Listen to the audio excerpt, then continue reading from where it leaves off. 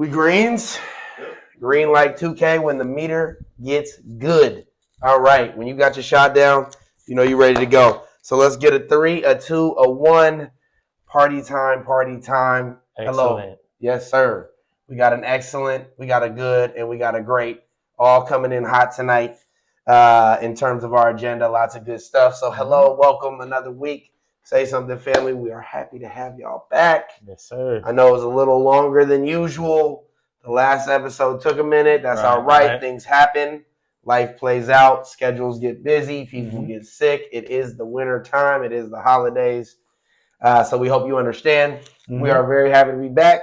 And we'll start with our tradition of checking in. Mitch, how's it going? Tell the people what's good. Man, it's been a while. It's good to be back. Just enjoying the holiday times, going to see the lights, taking the youngins around, just having a good time, going and chopping down a tree with the family. Yes, sir. Back to the house. Yeah. Went to one of the farms out there, lets you chop down the trees. That was pretty cool. Oh, that's crazy. But yeah, just enjoying time. Going to go ice skating with the fam. Got a holiday party to go to. City? Yeah, going to Union City. Or Union Square. Yeah, okay. I was like, Francisco. what? Yeah, not Union City. Okay. Let's not make that mistake. You're right. But yeah, it's gonna be nice. I'm enjoying my time. It's good to be back here though. For sure.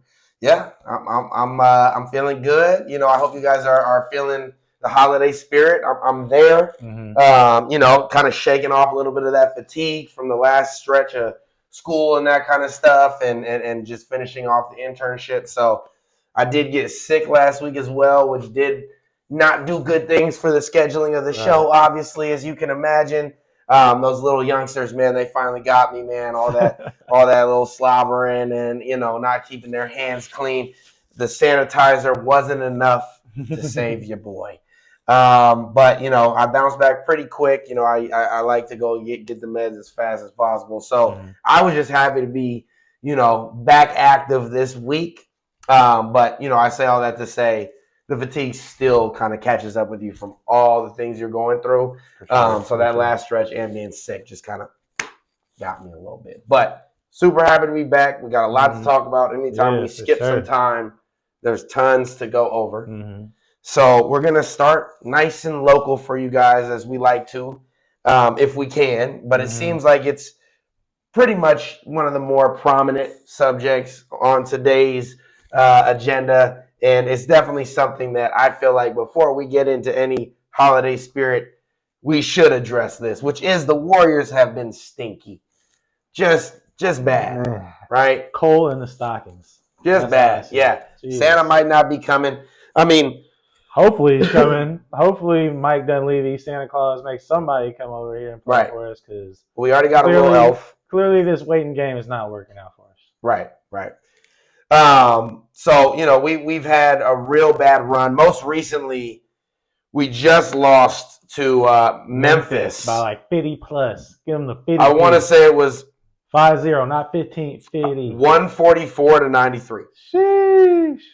Now, over Draymond Green and Steph. Over 0. This is the first time in their careers together that they've ever had a zeros with both players.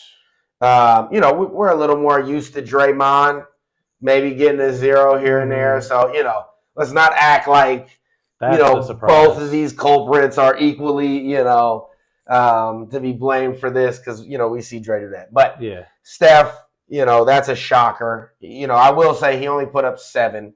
So let's be clear. Kuminga was like 2 for 12 or something like that. It wasn't, you know. But let's be clear, they also clearly, you know, didn't. The game was over for a long time. 30%. We shot like 30% from the field. It was ugly. The game was over for a long time. So it's also clear how the rotations were. That, like, you know, we do have to put it into context. Like, Steph Curry rarely will shoot 7 shots in a game. That's what he shot to go over 7. And then, like we said, Kuminga shooting 12 was one of the higher shooting in terms of attempts players on the team that game. And that just shows you, you know, and what's even more alarming to me is we didn't even really get beat by like who the Memphis Grizzlies like to beat people with. We got beat just across the board. Like John Morant gave us like 11 points or something, or like 9 points. Like let me just double check so I'm not saying the whole extra. He was getting off. But Ja Morant, 9 points. So I'm on point. Yeah. 9 points. Gave him too much 3 credit. Rebounds, 3 assists, 2 steals, 2 blocks. I can dig it, right? But my boy's out here plus 24 with those stats. Yeah. We got Jalen Wells. Excuse me. Sorry, Jalen. Jalen Wells, who's a rookie, who is solid. I've seen him play. You know what I mean? I've watched his game. Solid guy. Reminds me of, kind of a poor man's Anthony Simons. Got a good personality. He cool. Like they found one. They definitely found one in him. But like, come on, 5 for 6, 3 for 4.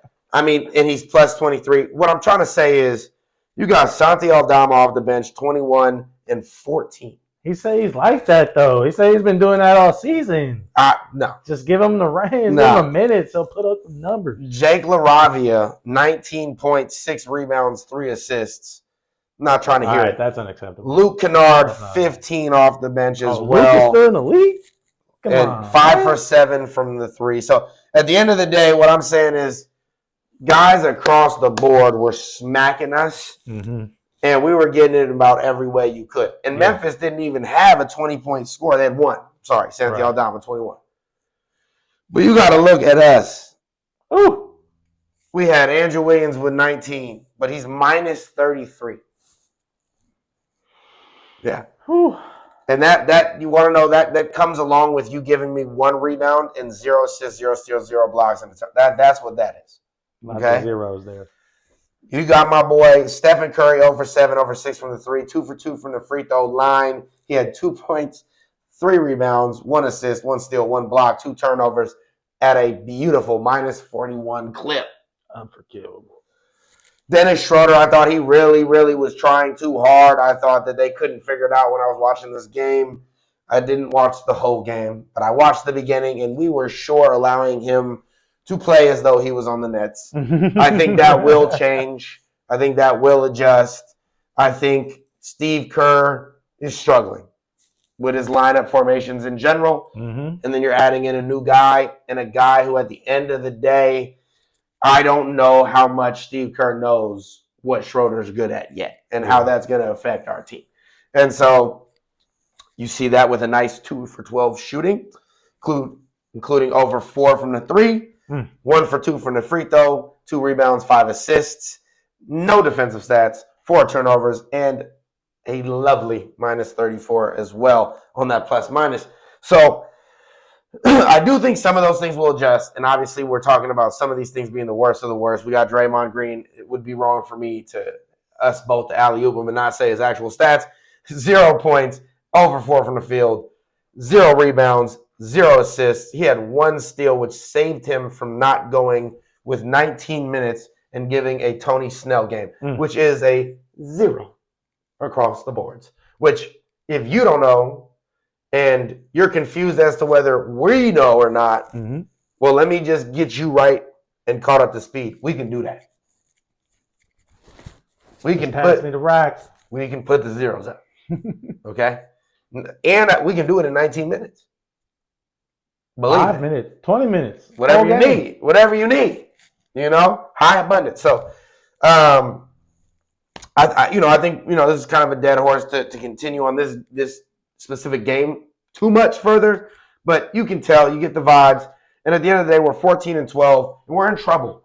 We are in trouble. So my question for you is, with no changes made, is this window closed? Yeah, 100%. This window is definitely closed. Changes clearly need to be made if we want to make a run with Steph Curry. We have to make a splash. I actually think we need to kind of not stop thinking about Steph Curry, but kind of realize that maybe we should try and get some different kind of stars on our team and maybe not rely on some of these young guys that we have to be somebody in about 4 or 5 years. Maybe we can get some solid guys who are maybe 25, 26, 27 right now who can, at 30, be very solid veterans for the team moving forward without Steph and still be a team that's viable to make the playoffs. Yeah. Because I'm not too sure that if we try and keep these guys like Kuminga, like Moody, like Pajimski, that once Steph is gone and retired, or just gone, not wanting to be on the Warriors anymore, right? Because those are the only other options. Right. I think we're not really set up to be very good moving forward after this Steph era. Yeah. So I think maybe trying to find some guys who are a little bit more mature with the prospects we have and all their potential, and so it helps us getting some trade stock in them. I think that would be the best move right now, and maybe it helps Steph a little bit right now, but maybe doesn't get us over the hump to a championship, but makes it a smoother transition to when he's no longer with the Warriors. Yeah. No, I agree. I mean, I think that this window is closed if there's nothing done. I would love to see even this team with just a traditional center. I do think that, like, we just haven't given enough consideration to where the league has shifted in that sense and how much it would help our spacing. Like, it used to be something that we'd be concerned with spacing. But now the way the league has gone, it's like we're never going to be one of the slower teams. That's just not going to be a thing. So adding a traditional big that we can sprinkle in there is going to give them something to think about. And it'll make them have to alter the way they're playing us at different parts of the game. And we need that. You know what I mean? Because what we're dealing with now is teams really do struggle playing against us until they find the right couple lineups. And then they lock in on those lineups and they start really running us. It does take some of those teams long enough to where we might win the game. Right. But believe me, as the season goes on, as scouting gets more and more rigorous, you will see that being much easier to accomplish. Yeah. Right. And so I also think as good as Andrew Wiggins has been doing, we need more productivity out of him. Like you just said, he had 19 but zeros in all the other categories. Absolutely. And he's kind of one of the few guys, like Kuminga as well, as somebody who's a big body for us, who probably averages like 3 or 4 like rebounds a game. I don't know if I can look that up real quick. But it's just kind of not enough from the positions that we do have that are a little bit bigger than 4.4. It's like 4.4. I mean, it's respectable, but at the same time, what we require is a little bit more from our guys like Kuminga and Andrew Wiggins, because Steph isn't going to get very many rebounds. We got Pods running around, but he's just a guy he's just all hustle out there. I mean, there's not much, I don't know. I don't want to speak illy on him, but like, there's just not much IQ, as much as they say he understands where to be and all those type of things. I personally am not seeing it right now in like totality. Definitely. But I just think we got to get those guys, Andrew Wiggins and Kuminga, to be a little more active. Even Moody, if we start to play him more, it's like, let's get on these boards. Let's get those extra stats as well. Absolutely. And yeah, I mean, I think, it's unfortunate that Paz is having such a bad start to the season, because I think he may end up getting traded because of that, unfortunately. For sure. But I think he has a super bright future. I just think that what we're asking right now of this team is a lot, and I personally don't. If I'm looking at anybody right now, I'm really looking at Steve Kerr. Yeah. I don't think he's found. I've been talking about this for weeks. Like, I don't think he's found good rotations to go to yet. And I don't know if he's found one. And we're already, a third of the way into the season. You know what I mean, or right there. And that's concerning to me. Yeah. I believe that his job is to do that. And I think he's getting too caught up. I think he's getting too much in his own head when it comes to this stuff, and he's being stubborn. And, I think that I don't even know if I've ever felt more this way before, but I'm like, if you're not able to get over that for yourself, I do think we're going to move on from him sooner than later. And I just think it's because he's just stagnant right now in what he's doing as a coach, right? And we can say all the things we want about the players here, there, all that stuff, right? But the stuff we've seen from Steve Kerr is repeated as well. These are repeated issues, just like with Draymond Green. And he's a huge part, from what I hear, in the fact that we're not choosing to get centers. Yeah. And so the reality is, if that's you who's holding that back, and you're not able to figure out the other things that would make it all make sense, then I do believe that you may be the first in terms of us really looking at, okay, we've already kind of moved on from Myers. And now we're with Dunleavy. Maybe it's time to get Dunleavy his guy. right? And go from there. And what that means for Curry, what that means for all that.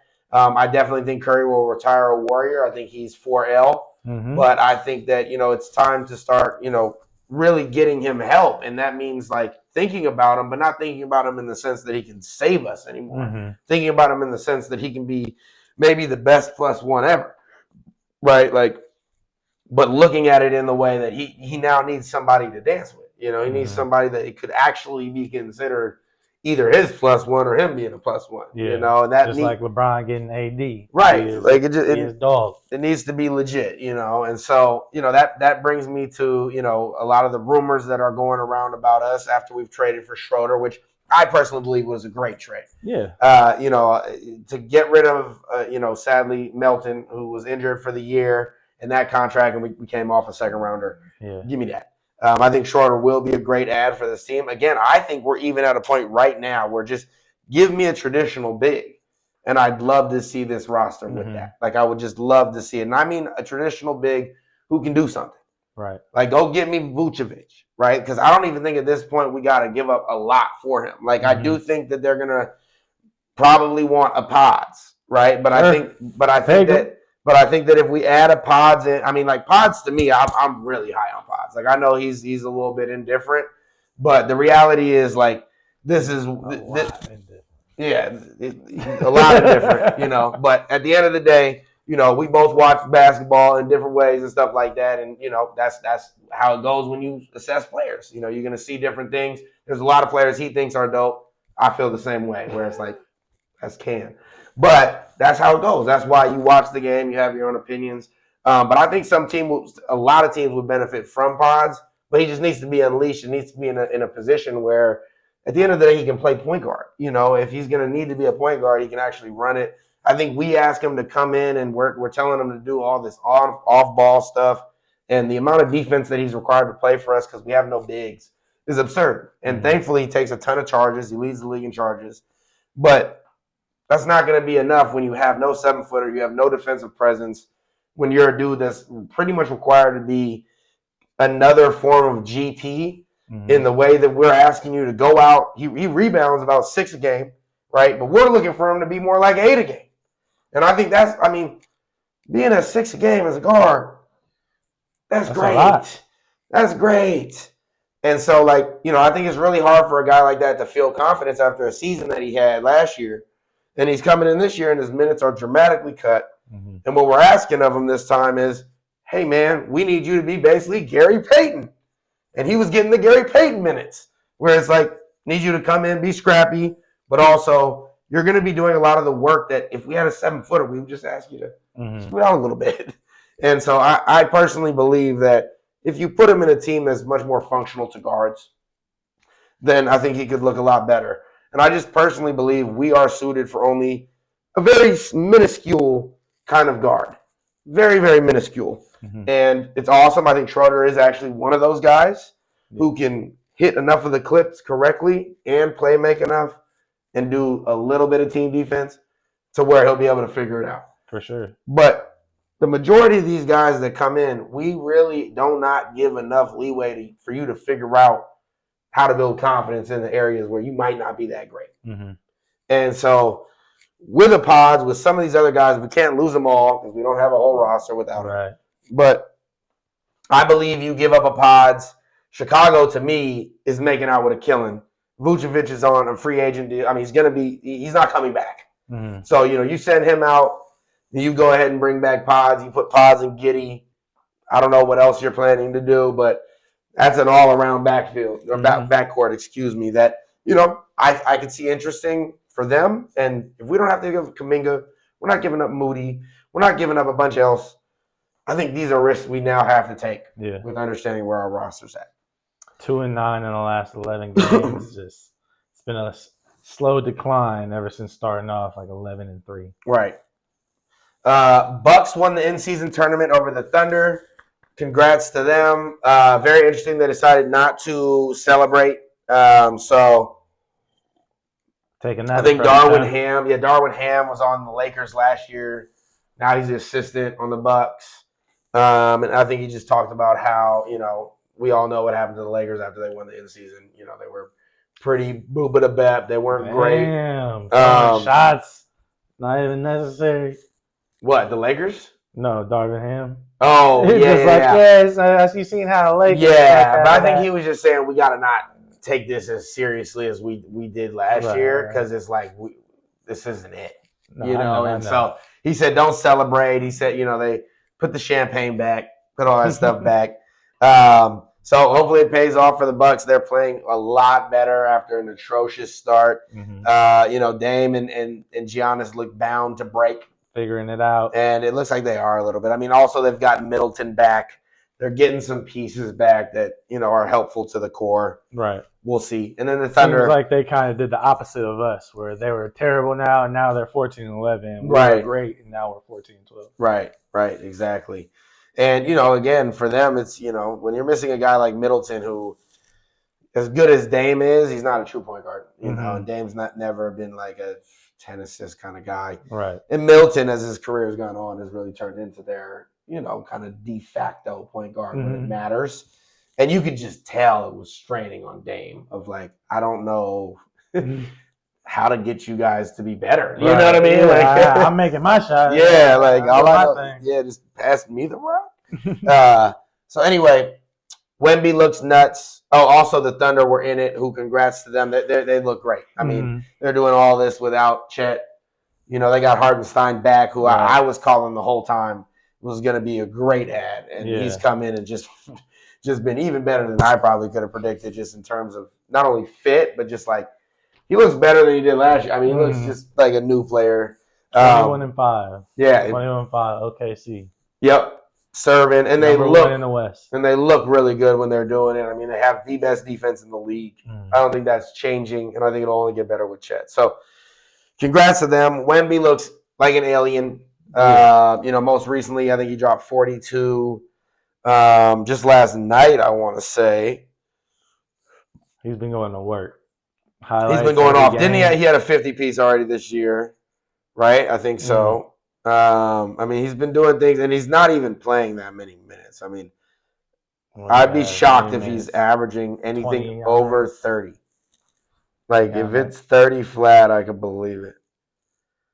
Wemby played they did go to OT. He played 37 there, 42, 6, 5, 2 steals, 4 blocks. He did have 5 turnovers because he is starting to handle that ball a little more, but 13 of 24 from the field, 7 for 15 from the 3, 9 for 12 from the free throw, which arguably he can be 12 out of 12 from the free throw. We do know that. So 7 of 15. I mean, there was a couple of plays there.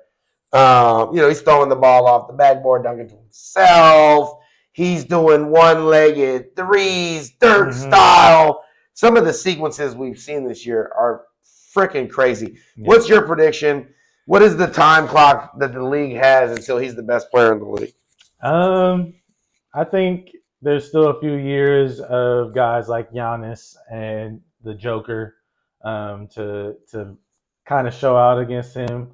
Even somebody like a Shai Glizzy and Luka Doncic, I think they got a solid grip on it. But maybe in about 2 years, I'll give it. What would it be like? You think he could win an MVP in 2 years? Yeah. I think so, for sure. I think once he starts, that's a crazy thing. He's still got more mass to build. He's still got to be a little bit bigger guy. And then just having more experience through games in the NBA, I feel like all the things he's already doing by throwing it off the backboard, just the one-legged threes, it seems like he's just trying these things out, seeing how well they are for him when he's playing. And it's only just going to get better and better and more efficient, in my opinion. And the defense is going to get even stronger because I think the aggressiveness is going to just kick up even higher the older that he gets, the more into his prime that he gets. I feel like he could end up being like Giannis, but 6 inches taller. So, I can definitely see him being somebody who can average the double-double, maybe give you like 4 or 5 blocks a game, and also giving you assists too. Yeah, I mean, I'm probably more at the 4-year range if we're talking MVP.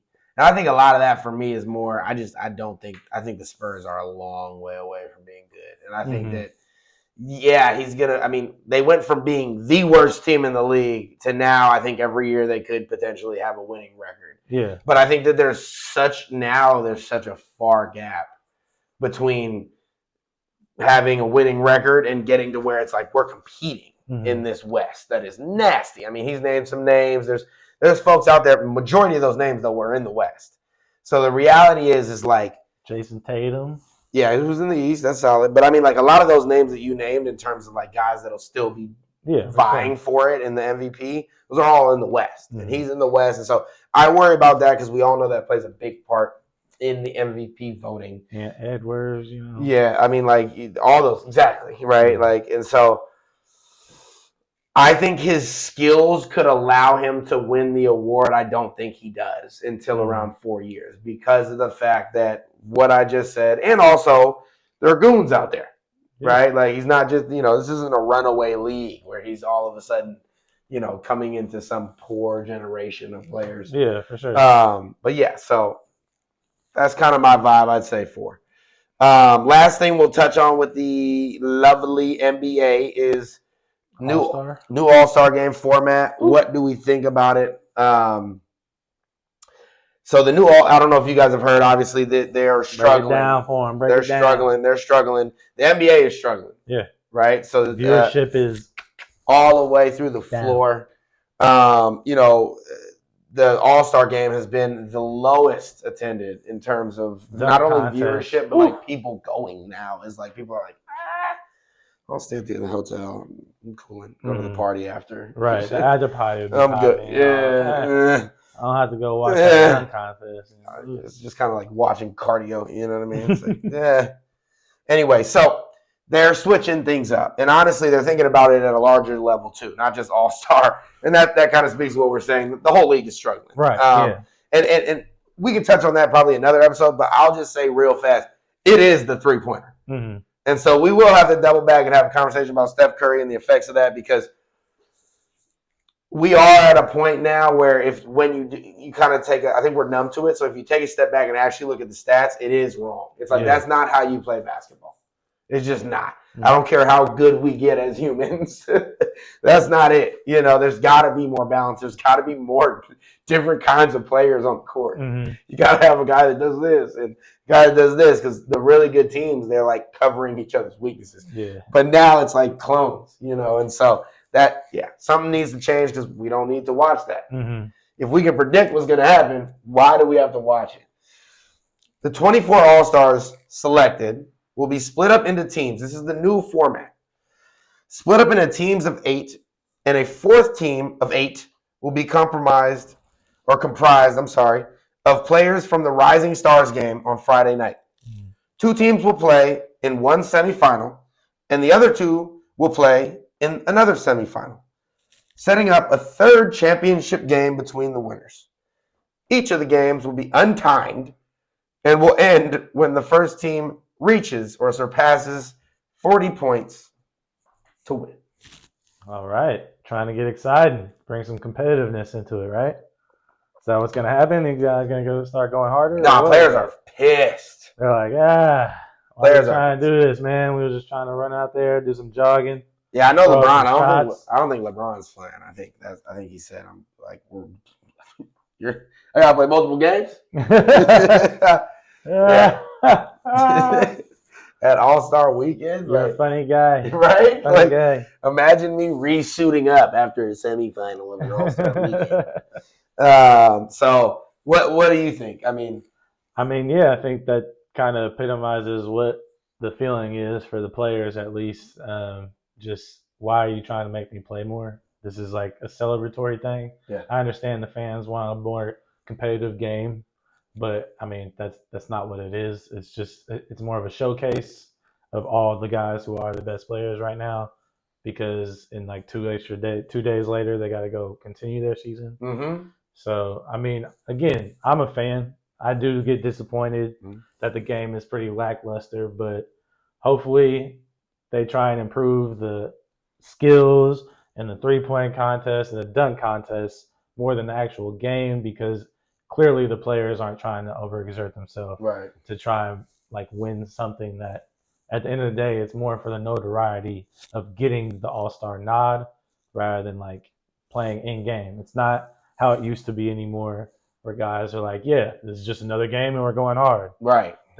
These guys are now a lot better paid and a lot more cognizant of their health and just not trying to do extra stuff when it's a time to relax and basically congratulate and enjoy these people and celebrate them for being the best so far through the season. Absolutely.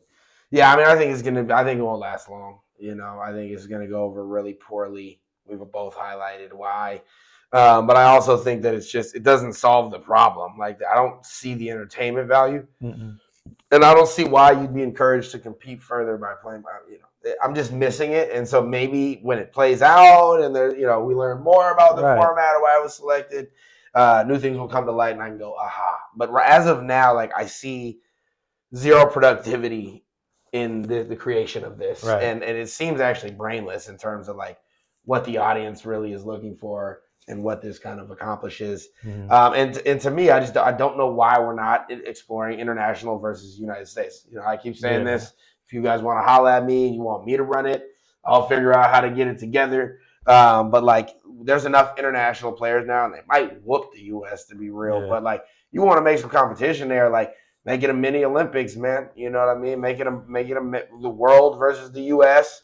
as dang near a final of the Olympics, only even more extreme, like a world championship. Yeah. And I think that could work. And lastly, before we move to the NFL, I will say I saw a very interesting thing on Twitter. I'm not going to act like I've heard this in conversation or made it up. It was on Twitter, but it said, a good counter, this might be dumb, but I would say a good counter to the 3-point stuff is, why not just make an alley-oop 3 points? And you can match it up, right? And then from there, it's like, this isn't the only way you can get it. Mm-hmm. So inevitably, it will cause, basically confusion, and it'll cause you to question the need to constantly shoot trying threes. To keep up with. That was 3. Right? They'd be like, "Wait, did he dunk it? Was that a tap in?" Because it would have to be an alley oop dunk, I think. But they did just say alley oop. But I think it would have to be a dunk, so it's not just an alley oop. But it's not like alley oops are easy in the league either. So it's very rare. Luka just be. Yeah, but I mean, even him is probably getting 3 a game. Nowhere near how many. Hey, you know how many he would do if they were worth 3 points, though? Yeah, but how many threes is he shooting a game? He said probably 3. Hey, Daniel Gafford. But that's the point. But that's the point, right? Is that, like, instead of him shooting the 17 threes, he'd now have an option to go, okay, I might shoot 9. Right. But I'm gonna go get it this way too. You know what I mean? And so I read it, and at first I was like, this is just idiot. And then the more I thought about it, I'm like, the goal of what he was saying was for it to be simple. Right, yeah. And for it to actually alter the game in a way that does swing the pendulum back from just the 3-point heavy. Mm-hmm. And at least in my head, I could be wrong, but it actually, to me, seems like that would accomplish a lot. Mm-hmm. I don't know the overall effects, and I don't know if it would make the game better. But I know you would question shooting a 3 all the time now. If you could go in like Luka. There was a solution before. There was no 3-point line before. Right. So I know it'd be people scoring less, but it's like that's what it was before. But it's sad because the 3-point brought a lot of excitement to the game, the addition of it. And so it's clear that it's like, I don't think we could go backwards. And I feel like they'd lose even more if the game was dumbed down and we lost like that skill. But anyway, I just thought that was a funny subject. I want to throw it out there. Cool. I like that. NFL, this is going to be quick. Both of our teams are in the struggle. And the reality is we still got some wonderful CFP games coming up. That is rare. It's only once a year we get to talk about it, and it's new. So it used to only be 2 matchups to talk about. Now there's a ton. And then, of course, we got to give time for my boy to give a free agent update. Lots has happened. Lots of money has been made. So we're going to move pretty quickly through the NFL here. Niners, is the season done? I believe so. I mean, I think mathematically we're still in it, but we're cooked, right? And if you watch this team, there's not a lot left. I personally believe one of the worst things about watching this team this year, which I've heard you speak to your team about it similarly, is we don't have a lot of fight. Yeah. Fight is something you can't even teach that. It's just something you witness as a fan or as a coach or as a player, and you just know that's going to pay off at some point this year. Yeah. That fight is going to – I haven't seen it in so long. You know what I mean? And with this team, I don't think it ever showed up. Or the fight was just taken out of us early, whatever you want to call it, but hasn't been there in a while. And at the end of the day, I've already said this on many shows, but going from top 3 red zone offense to bottom 3 red zone offense in 1 year, I don't know if it's been done before. And what's even more alarming is we still got to the red zone at the same rate. So those numbers have got to be, when you think about it like that, we're getting to the red zone a lot and they're that atrocious. That's a high sample size to be putting up that bad numbers. So something's definitely got to change with that. Is it the coaching? Is it the management's fault? I do think partially. I'm not ready to hop off the bandwagon of those guys. I want both of them back. I love the work that they do. I think it is a down year. But I think Shanahan overthought it. I think coming off of those Super Bowl losses, especially this last one, I think he's in his own head. And I think that none of these Niners players truly grappled with the realities of what those losses meant and how close and how long we fought and just came up a little short. And we've all acted like, because a lot of these players are still in their prime, none of them are really 30, they're still talking like we always got next year. Yeah. But the reality is, even if that's true, you got to do something right for your mental. This fatigue on your body is also fatigue in your brain.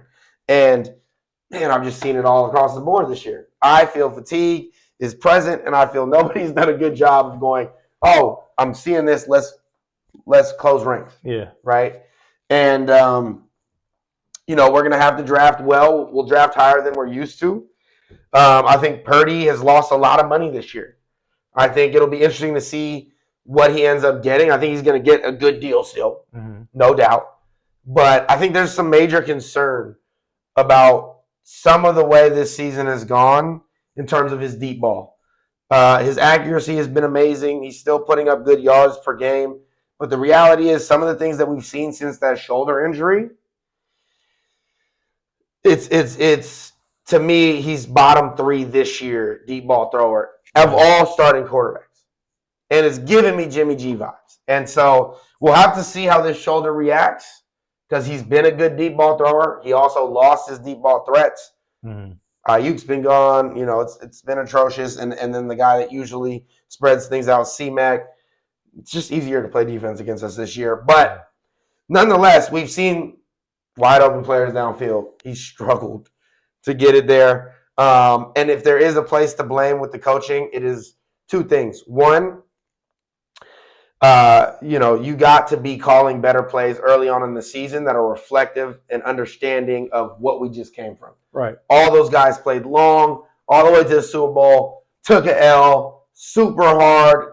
Has to be one of the most deflating off seasons you can experience. We were calling plays like we were still in the playoffs. Week one. Brandon Ayuk, those kind of calls, Brandon Ayuk was maybe not in condition to play the full season this year. That could be the case. The amount of across the field stuff I saw early this year that wasn't even smart, wasn't even space creation. It was truly just setting guys up as though we were in the middle of the season. Everybody's loose and limber. I didn't like it. And I thought a lot of our injuries reflected that. Sometimes it's just unlucky. But I thought the play calling this year, you weren't keeping guys safe. Okay? And you need to be doing that as a head coach. I don't care how you feel about getting over the hump. You should have looked at our roster, and you should have been playing and calling the games according to that. And I just don't think he was able to do that. And that's a part of him overthinking and all that stuff. And then I do think that at the end of the day, you got to be able to make some different calls in the red zone. And we just couldn't figure it out this year. And, that he'll have to live with. But to get there that often, to have your plays be that successful, getting there, and to just each time not be able to turn the page. It was wild to watch for that many weeks. That's about it. That's all I got for the Niners. We'll see once we get a little further into the season about draft talk and what'll be with that. So I'll hand it over to my man with the Raiders. Good old silver and black. All right, we got the Raiders over here. It's been a rough season. That's 10 in a row. This last week makes it 10 L's in a row. Give up, roll over, be done for the season. There's really no reason to keep on playing. The guys have not looked excited about being there at all. I think we just need to start thinking about the future as of right now. Raiders, GM, don't know your name, but we need to figure it out. Here it is. Let's go to the draft. Let's get some guys named Shador Sanders or Cam Ward. 100%. That's your first thing. 100%. Get a quarterback that a team and a fan base will get behind, because as of right now, you have nobody at any point. Next, we need a running game. We have the worst in the league. Let's go find a good, solid free agent or go into the draft pool, find a guy. We need to make some splashes. We want to try and get into a team that's going to be a winning team, or do we want to be the team that we've been for the last 20 years that puts out a bunch of no-name people and hopes that one of them becomes something? Yeah. A Max Crosby, basically. Right. Well, speaking of that, Max Crosby, Christian Wilkins, what's our plan with those guys? Do we keep them or not? I don't know if we really are going that direction to where we're a win-now team, and those guys are two win-now kind of players. They're a little bit further off into their careers. They're more into their primes right now. Yep. They don't want to be on teams repeatedly going 3-14. No. So what are we going to do? We got some young pieces. We got a really good Jacoby Myers, Trey Tucker, Max Mayer, Brock Bowers. Yep. Let's get them a quarterback. Let's improve the line.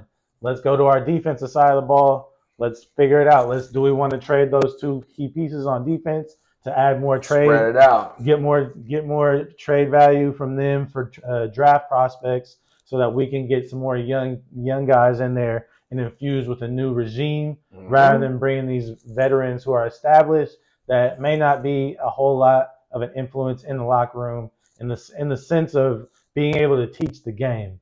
These guys may be good players and or great players on their own, but is that able to translate to another player on the team? Because what we see right now at 2-11 right now, it doesn't seem like what they have is rubbing off on other guys. Right. So we need to get some veterans. We had the chance last offseason to get guys like a Bobby Wagner or Patrick Queen, who are guys who are studying in the locker room, seeing film, those kind of players where it's like, we haven't really had that in the recent history, and it seems like those are the kind of veterans we need, rather than guys who are just, I'm good at my position. Right. Because every time we bring somebody in who's, I'm just really good, it doesn't translate to anybody else, and it doesn't translate to wins.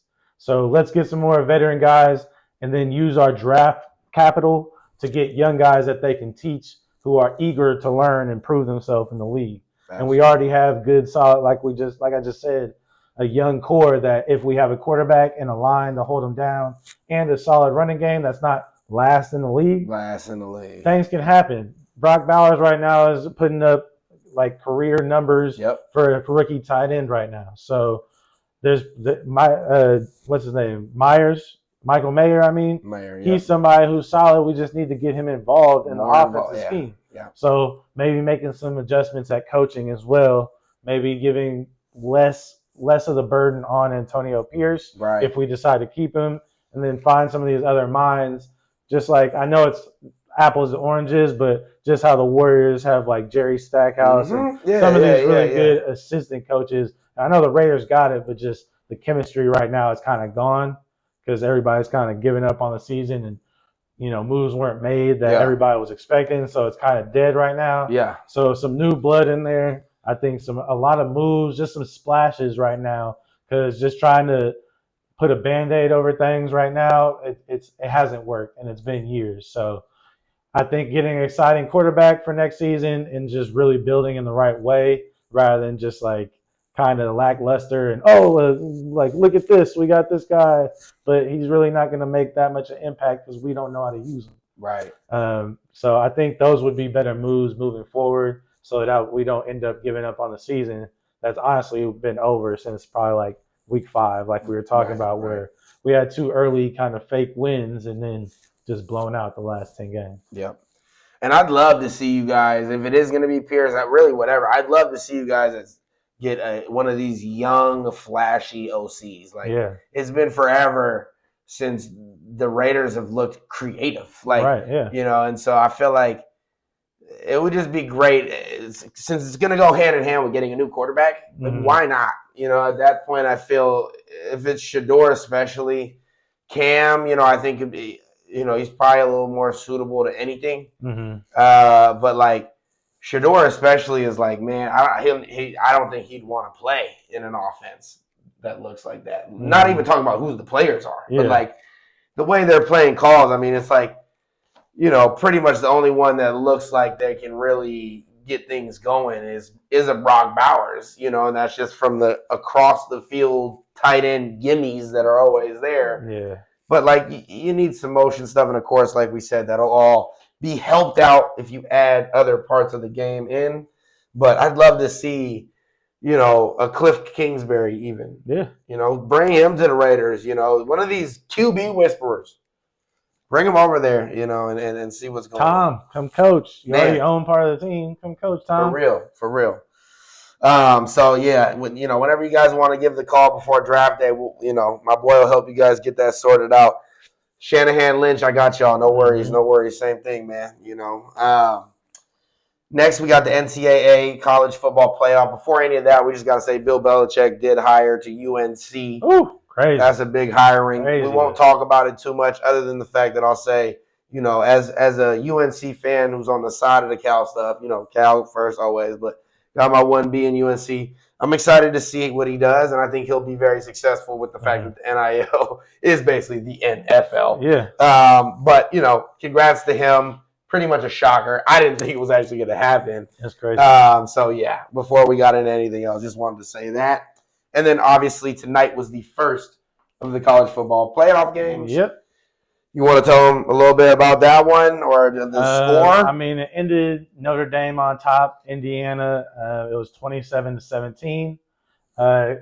It sounds a lot better than it was. It was like 27-3 with about 5 minutes left in the game. And, at that point, pretty much Notre Dame, it kind of, let's just sit back and prevent, let them do whatever they want in front of us and hope time runs out before anything crazy happens. Right. But really, the game was not very interesting at all, in my opinion. I mean, let's be honest. Nobody wants to watch Indiana play football, and Notre Dame hasn't been good since Rudy. So, I mean, they've had seasons, but did anybody besides Notre Dame fans really believe in those seasons? Like, come on.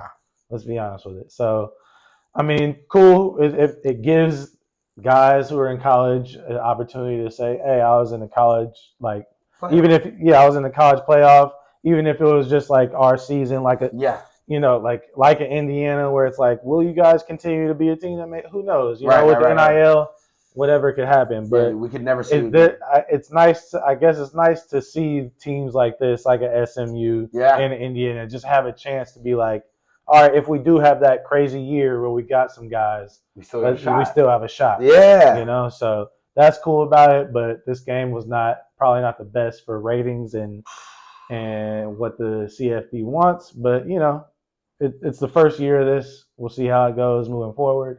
But like I said, it is cool to see, like, maybe there's a potential for 1 year, a team. I mean, honestly, I filled out one of the brackets and I had SMU like winning their first 2 games. Yeah.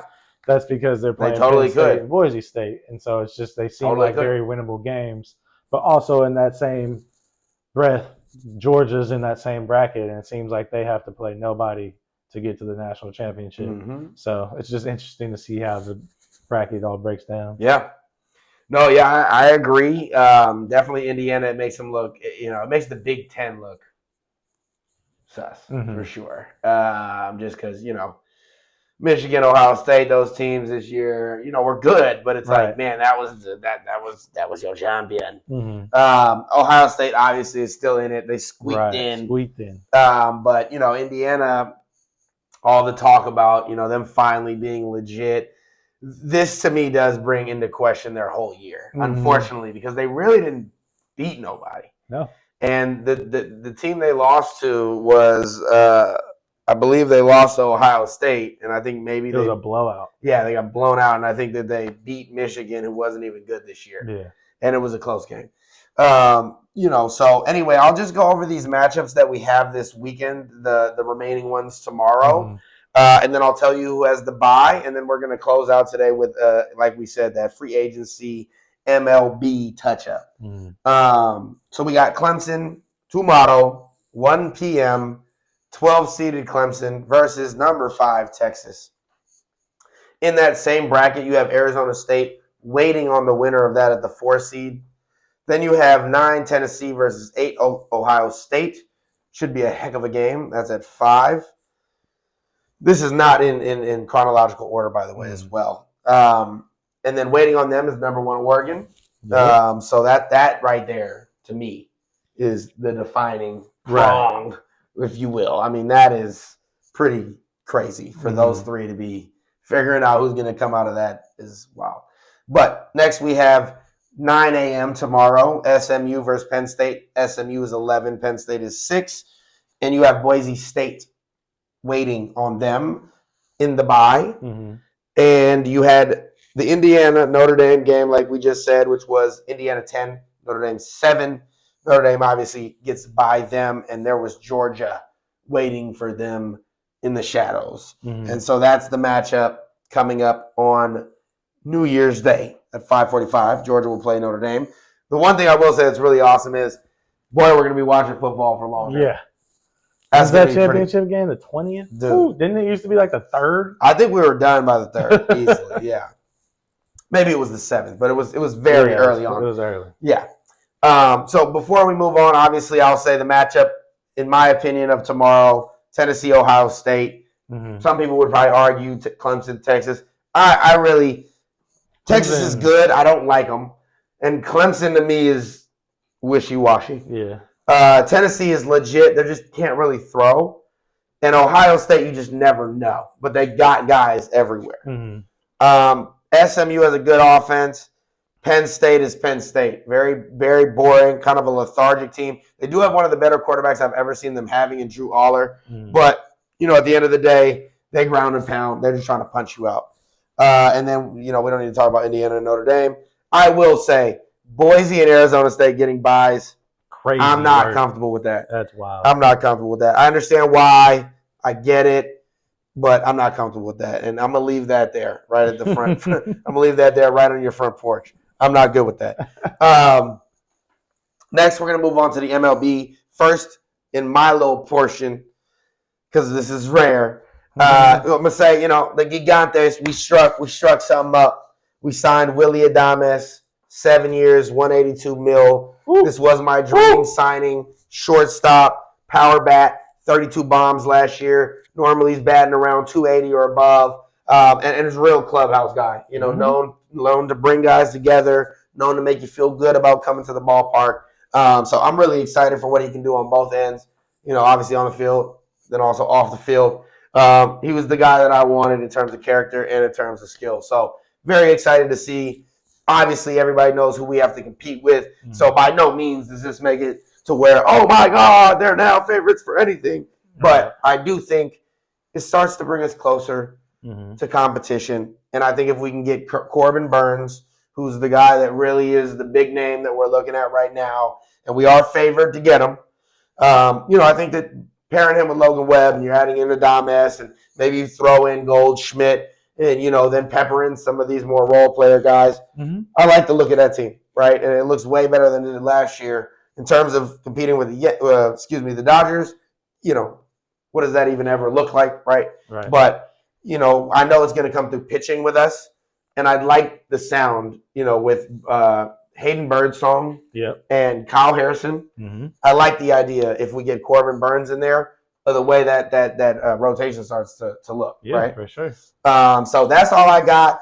Gigantes fans, I hope you guys feel good about it. Obviously, this is the pro, so I'm never going to be able to take that shine there. But, I'm a Giants fan, so if there's something I can throw in, I will. So for all you Giants fans, I know you've been waiting for a while to hear that we've signed somebody notable. So there it is for you guys. And he was definitely big up in the fact that Buster Posey was going to be in the front office. Yes. He said that was a big reason why he came to the Giants, because the culture and the winning, chemistry that Buster Posey brings to a clubhouse. Absolutely. So you're getting a solid guy if he's coming because of Buster Posey, because that's a champion, a GOAT kind of guy. Straight up winner. Mm-hmm.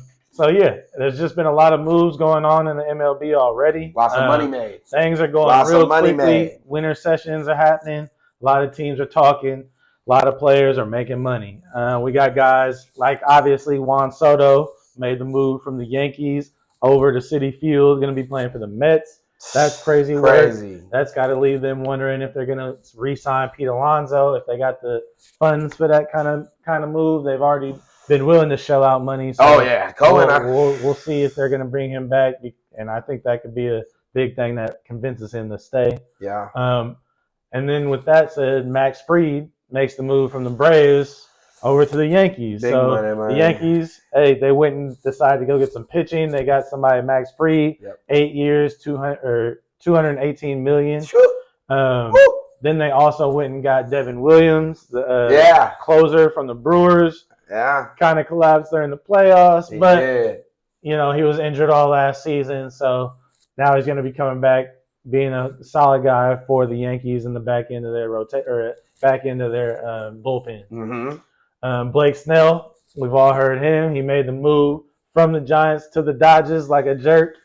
Who does that? You're a jerk. Who does that? You're a jerk. That's two guys already. Yankees, the Mets, and then Giants, the Dodgers. It's blasphemy. Crazy. But, that's how it goes for the money. For the money. Right. Nathan Eovaldi went back to the Rangers, said he'll give it some more time. Never know. They had a rough season after winning the championship. Let's see if they can bounce back. And have a good season. Christian Walker made the move from the Arizona Diamondbacks to the Houston Astros. Another great move. That front office for the Houston Astros knows how to make moves, knows how to get the right players in. They've been struggling. They had Jose Abreu trying to squeak out the last few years of him, but he's been a guy who's been under the Mendoza line, batting like 190 over the last couple of seasons. So great to see them get a big bat, especially with Alex Bregman still in limbo, not knowing if he's going to come back or if he's going to go to maybe the Tigers or another team out there who's willing to shell out some more money. The A's, I mean, it's ugly out here because it's all for revenue shares. The owner basically was supposed to make a stadium in Oakland, botched it because they said that the other owners wouldn't give them revenue share unless they got a better stadium. So then they went to they didn't do it in Oakland, moved to Las Vegas, are going to move to Las Vegas. And then the owners are like, this is weird. You guys are doing some weird stuff. You need to start spending some money. It's not okay that you guys don't pay nobody on your team, but still want revenue shares as if you're a good team. Right. So now they're going out and getting guys. They went and got Luis Severino that we've talked about earlier. He wants to play in Sacramento in a minor league stadium, as well as 33-year-old Gio Urshela. Mm-hmm. We decided to get him. Guys are just coming just for the money at this point because, like I just said, they're going to be playing in a minor league stadium for the next 3 years. Pretty sure both their contracts are for 3 years. So they're clearly in it for the money. On a higher note, we got Tyler O'Neill. The Baltimore Orioles pretty much said it that they brought their fences in a little bit for home runs because they wanted to sign guys like Tyler O'Neill, and they did from Boston. We got Clay Holmes making the move from the Yankees to the Mets. Some more blasphemy happening over there. Shane Bieber decided to stay with the Guardians. Let's see if he can bounce back, have a better season. Patrick Sandoval just made the move over to Boston. Another good move that Boston made in a trade was getting Garrett Crochet from the White Sox. He was great in his first year as a starter after being a reliever for the first few years. Let's see if he can help out their rotation and help Boston get back to, a good playoff run and maybe a World Series, because that is what they've been used to over the last few years. Right. There's a lot of other names. Like, as I'm just on Boston, they also got Aroldis Chapman. Another just kind of he's on the backside of his career, but can still throw 102. Yeah. So He still got good K numbers. You know, yeah. He don't have to pitch all the time, but when he does, let's hope it's a good move. Max Kepler went from the Twins to the Phillies, helped bolstering their outfield. That was a little up and down. Nick Castellanos didn't do as good this past season as he was doing before. Right. So it's good to see him get another outfielder out there to help them out. Gary Sanchez, that was the other person that the Baltimore Orioles said they brought in the fence for so that they can get him. Yeah. He's not great with the average, but he's somebody he's got pop. And from the catcher position, that's really all you need. The Giants also did lose Tiaro Estrada to the Rockies. Guy who's been solid, maybe didn't have the greatest last season, but before that was somebody who was absolutely killing it. Yeah, he was going crazy. So those are just a lot of the names that have really been making moves, a lot of the more notable names. There's other guys out there who've made moves. I don't know if you're thinking of anybody off the top of your head who I haven't mentioned. But there's still guys out there on the free agent list that people are going to be wanting to see. Like you said, Paul Goldschmidt to the Giants is potential happening. Justin Verlander, where will he land? Max Scherzer. What about him? Teoscar Hernandez, Patrick Corbin. Roki Sasaki. Roki Sasaki from Japan coming over. Charlie Morton, Alex Bregman. So Anthony Rizzo. So there's still a lot of names out there. We'll see where they land, but I'm just even surprised so far how many moves have been made. But it's also understandable because these guys want to get to their new teams, get adjusted to their new situations. So lots been happening, and there's more to come. Absolutely. So you already know Mitch is going to have you guys on all those moves. We'll be fully up to date on this show, as we always are, with everything that's happening in the MLB. The only ones that I would bring up, these are trades. These are not free agent signings, so this is different from what he was talking about. But Yankees did get all-star closer Devin Williams from Milwaukee. Yeah, you did bring that. Then we got Kyle Tucker going from Houston to Chicago. Big one. So that's a pretty big one right there. And then you got Bellinger being traded to the Yankees from the Cubs. So those are some big names there. Big trades right there. Yep. And then Grant Crochet, like you said, you did mention that. That was probably another big trade in there. And then lastly, Andres Jimenez, who's a 3-time Gold Glover, 2-time All-Star. Second baseman from the Guardians got traded to the Blue Jays. Which I believe could help kind of them too have a bounce back after thinking they were going to do well last year and really just kind of kapooting out under Bo Bichette and Vladdy. Yep. All righty. Well, that's that today. The last thing. Oh, and then there's Jordan Romano, who at one point was a good closer. Right. He may be several years removed from that, but he's gone to the Phillies, who are really notorious for building good bullpens. Great bullpen. I wouldn't be shocked if that ends up being another piece to one of those. But that's what we got today. There's going to be a lot more to come. Of course, we love and appreciate all you guys who are here hanging with us, catching up every week. Please spread it around if you know people that love sports, if you know people that love the Bay. Yes, sir. Spread it around, man. It's a good community we're building. Remember that beautiful red button. It's always there for you to click. So like, subscribe, share the content. We're always sending love from the Say Somethin fam. So without further ado, me and Mitch, we signing out, and we'll see you next week.